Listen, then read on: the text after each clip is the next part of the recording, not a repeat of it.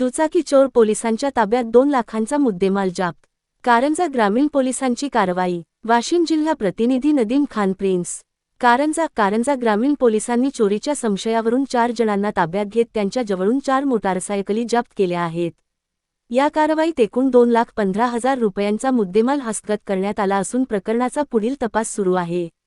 कारंजा ग्रामीण पोलीस स्टेशनच्या तपास पथकातील अधिकारी व कर्मचारी पोलीस ठाण्याच्या हद्दीत पेट्रोलिंग करीत असताना मे 19 व मे 21 रोजी गुप्त बातमीदारामार्फत माहिती मिळाली की काही संशयित इसमांकडे मोटारसायकली असून त्यांच्याकडे कोणतीही कागदपत्रे नाहीत।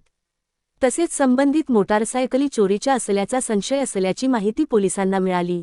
या माहितीच्या आधारे पोलिसांनी मे 19 रोजी सय्यद मीर सय्यद हमीद वय 40 रा उंबरडा बाजार व करण बाबूलाल पवार वय 29 रा उंबरडा बाजार यांना ताब्यात घेऊन चौकशी केली। त्यांच्या ताब्यातील वाहनांबाबत मालकी हक्काची कोणतीही कागदपत्रे त्यांनी सादर केली नाहीत।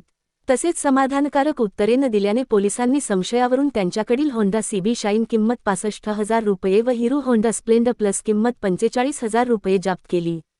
त्यानंतर मे 21 रोजी अब्दुल शफीक अब्दुल रऊफ वय 26 रा काजळेश्वर याच्याकडून होंडा सीबी ट्रिगर MH02DH 8630 किंमत 60,000 रुपये, तर चंदन बंडू चव्हाण वय 23 रा खेरडा याच्याकडून हिरो होंडा सीबी झेडक्र MH15Y 5829 किंमत 45,000 रुपये जप्त करण्यात आली।